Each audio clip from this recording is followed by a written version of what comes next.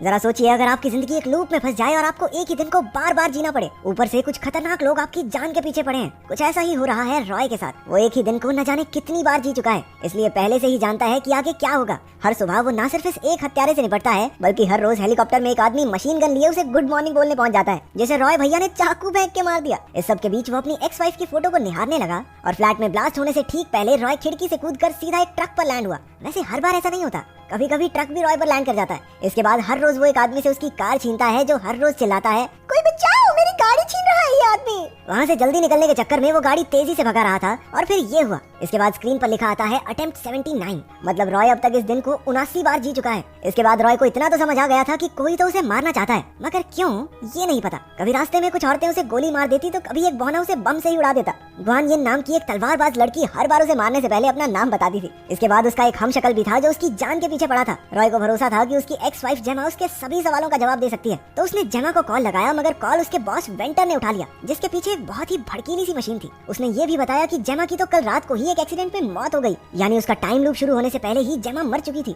वो बहुत हताश हो गया, लेकिन उसके पीछे लगे ये खतरनाक लोग उसे दुख भी नहीं मनाने देते। अगले दिन हर रोज की तरह रॉय तेजी से गाड़ी दौड़ाकर अपनी जान बचाता भाग रहा था। उसने किसी तरह उसका पीछा करने वाली औरतों से वो ग्रेनेड लॉन्चर छीन लिया और उन्हीं के हथियार से उन्हें उड़ा दिया। इसके बाद रॉय अपने फेवरेट नूडल कैफे में पहुंचा और थोड़ी पेट पूजा करने लगा। इसी बीच हम डेव को देखते हैं, जो एक सिक्योरिटी कंपनी में काम करता है। दूसरी तरफ डाई फैंग नाम की एक फेमस चाइनीज तलवारबाज भी वहाँ मौजूद थी। रे ने शराब पीते हुए नोटिस किया कि घड़ी में 12:47 हो गए हैं। इतने में सभी लोग इकट्ठा होकर रॉय को मारने आ गए और उसे गोलियों से भून दिया।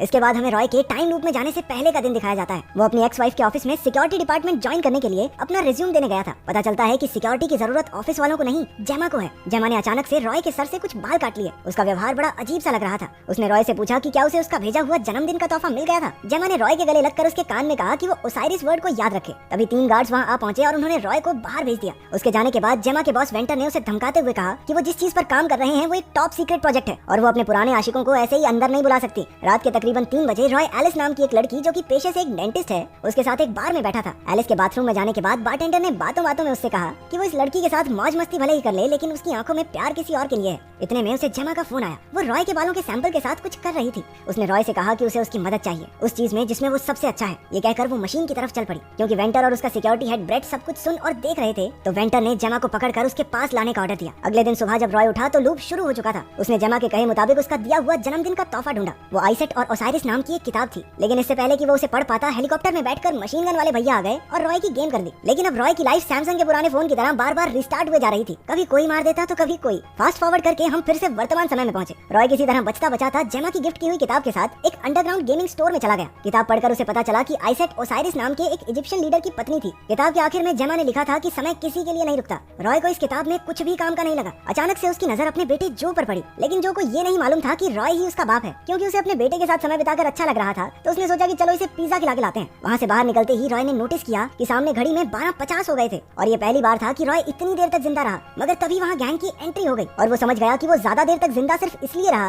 क्योंकि वो अंडरग्राउंड एरिया में था जहाँ उसे कोई ट्रैक नहीं कर पाया। रॉय ने अपने बेटे को गोलियों से बचाया और अपनी आखिरी सांसें भरते हुए कहा कि वो ही उसका असली पिता है। डर के साथ साथ उस आखिरी लम्हे में रॉय को अपने बेटे की आंखों में अपने लिए प्यार दिखा। लूप के फिर से शुरू होने पर वो एक नए जोश के साथ उठा। उसने सुबह उस पर हमला करने वाले आदमी से पूछा कि उन्होंने ट्रैकर कहाँ लगाया है। अब रॉय कैसे भी वो ट्रैकिंग डिवाइस ढूंढना चाहता था। वो अपने फेवरेट नूडल कैफे के वॉशरूम में गया और अपनी बॉडी और कपड़ों में ट्रैकिंग डिवाइस को ढूंढने लगा, मगर वहाँ ढूंढने पर भी उसे कुछ मिला नहीं। फिर रॉय को उस सिक्योरिटी ऑफिसर डेव की याद आई, जो उस समय नूडल शॉप में ही मौजूद था। उसने डेव से पूछा कि अगर उसे किसी की बॉडी में ट्रैकिंग डिवाइस फिट करना हो तो वो कहाँ करेगा, जिस पर डेव ने बताया कि ट्रैकर छुपाने की सबसे बढ़िया जगह है कि किसी के दांत के अंदर लगा दो। और ये सुनते ही रॉय उसे वॉशरूम में ले जाकर पागलों की तरह अपने दांत उखाड़ने लगा। किस्मत से दूसरे ही दांत के अंदर ट्रैकर मिल गया। तभी वहाँ हमशक्ल रॉय आया और उसे गोली मार दी। अगले अटेम्प्ट में रॉय ने सबसे पहले वॉशरूम में जाकर उस ट्रैकिंग डिवाइस को निकाला। उसने ट्रैकर की मदद से एक एक करके सभी गैंग मेंबर्स को ठिकाने लगा दिया। तभी उनमें से एक के मोबाइल पर ब्रेट का कॉल आया। रॉय के फोन उठाने पर ब्रेट ने उसे चैलेंज किया कि अपनी माँ का दूध पिया है तो आजा लैब में, आजा। अपना रॉय किसी से डरता थोड़ी है। वो भी सीधा लैब की ओर निकल गया। मगर पहले अटेम्प्ट में तो गाड़ी दीवार में ठोक के स्टार्टिंग में ही ब्रेट के हाथों मारा गया, मगर अगले अटेम्प्ट में गाड़ी उड़ाकर उसने लैब में सीधी एंट्री मारी। जब गार्ड्स गोलियां बरसाते हुए गाड़ी के पास गए तो पता चला कि ये तो रॉय का बिछाया हुआ एक जाल था।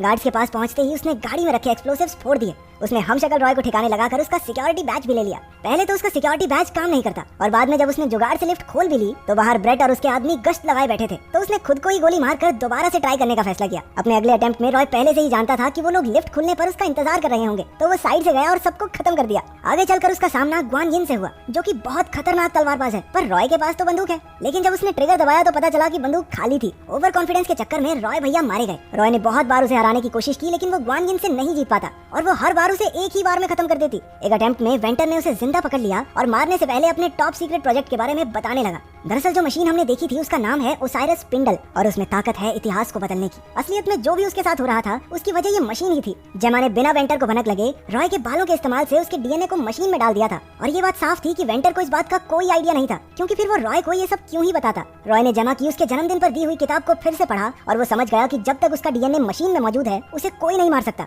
उसे ये भी समझ आया कि जेमा उस पर कितना भरोसा करती थी। वो जोश से भर उठा, मगर अभी भी उसके रास्ते में ग्वान यिन थी। अपने अगले अटेम्प्ट में वो उससे लड़ने की बजाय नूडल कैफे में जाकर लेजेंडरी चाइनीज तलवारबाज डाई फैंग से मिला। उसने डाई फैंग से उसे तलवारबाजी सिखाने के लिए कहा, लेकिन वो तो सिर्फ एक ही दिन के लिए वहाँ आई थी। रॉय फट से मान गया कि एक दिन बहुत है मेरे लिए। वो हर रोज डाई फैंग के पास जाता और उससे तलवारबाजी सिखाने की बात करता। धीरे धीरे वो बेहतर होता गया और अपने 174th अटेम्प्ट में वो एकदम तैयार हो गया। इसके बाद वो ग्वान यिन से लड़ने पहुंचा। उसने अपनी बंदूक जमीन पर रखी और पास की दीवार से एक तलवार उठा ली। उसने लाजवाब तलवारबाजी दिखाते हुए ग्वान यिन को खत्म कर दिया। तभी ब्रेट और वेंटर भी वहाँ आ गए। उसने अपनी तलवार ब्रेट के माथे में गाड़ दी। जैसे ही वेंटर ब्रेट की बंदूक उठाने के लिए आगे बढ़ा, रॉय उससे पहले ही तलवार लेकर उस तक पहुंच गया। वेंटर को शक हुआ कि एक आदमी इतने सारे लोगों को कैसे मार सकता है। लगता है ये साउथ की फिल्में नहीं देखता। खैर वो समझ गया कि जेमा ने मशीन के इस्तेमाल से उसे समय के एक लूप में डाल दिया है। वेंटर ने रॉय को बताया कि जब वो यहाँ आकर उसके गुंडों से लड़ रहा था तो उसने उसके बेटे जो को मारने का बंदोबस्त कर दिया था। ये सुनते ही रॉय जल्दी से जो के पास पहुंचा, लेकिन वहाँ पहुंचकर उसे पता चला कि वो पहले ही मर चुका है। अपने बेटे की मौत देखने के बाद रॉय सारी उम्मीद खो चुका था। वो जानबूझकर हत्यारों को अपने आप को मारने देता, लेकिन एक दिन उसने सोचा बस बहुत हुआ। जब ये दिन बार बार चलना ही है तो क्यों ना उसे अपने बेटे के साथ बिताए। तो रॉय हर दिन जो के साथ गेम्स खेलते हुए बिताने लगा और शाम को जब वो दोनों एक बेंच पर बैठे होते तो सब खत्म हो जाता। मगर एक दिन जो ने बताया कि उसे सुबह उसकी माँ का कॉल आया था, जिसमें जेमा ने उसे समझाते हुए कहा था कि चाहे कोई भी प्रॉब्लम हो वो रॉय से बात कर सकता है। रॉय ने ये बात कंफर्म करने के लिए जो से उसका फोन लिया, जिससे उसे यकीन हो गया कि सुबह जेमा सच में जिंदा थी और उसके पास अब भी मौका है उसे बचाने का। रॉय अगले अटेम्प्ट में जल्दी से जल्दी वेंटर और ब्रेट को मारकर कैमरा रूम में गया। उसने देखा कि सुबह जब वो उठता है तो उसके 15 मिनट बाद तक जेमा जिंदा थी। ये देखकर वो बहुत खुश हुआ और उसने खुद को गोली मार दी ताकि वो जल्दी से लूप रीसेट करके उसे बचा सके। अगली सुबह उठकर रॉय ने सीधा हेलीकॉप्टर पर ही छलांग लगा दी। उसने मिनीगन वाले गुंडे को मार दिया और पायलट को बंदी बनाकर हेलीकॉप्टर में ही लैब की तरफ निकल पड़ा। उसने सभी गुंडों को रॉकी भाई के स्टाइल में हेलीकॉप्टर की मशीन गन से उड़ा दिया। वो जल्दी से उस जगह पहुंच गया जहां जेमा मरने वाली थी। एन मौके पर उसने एंट्री मारकर बेट और वेंटर का खेल खत्म कर दिया। आखिरकार उसने जेमा को बचा ही लिया। उन दोनों ने एक दूसरे के लिए अपने प्यार को इजहार किया। आखिरी सीन में रॉय स्पेंडल की तरफ गया, जिससे उसका ये टाइम लूप टूट जाएगा। तो आपकी जिंदगी में ऐसा सबसे खूबसूरत दिन कौन सा रहा है जिसे मौका मिलने पर आप बार बार जीना चाहें? कमेंट्स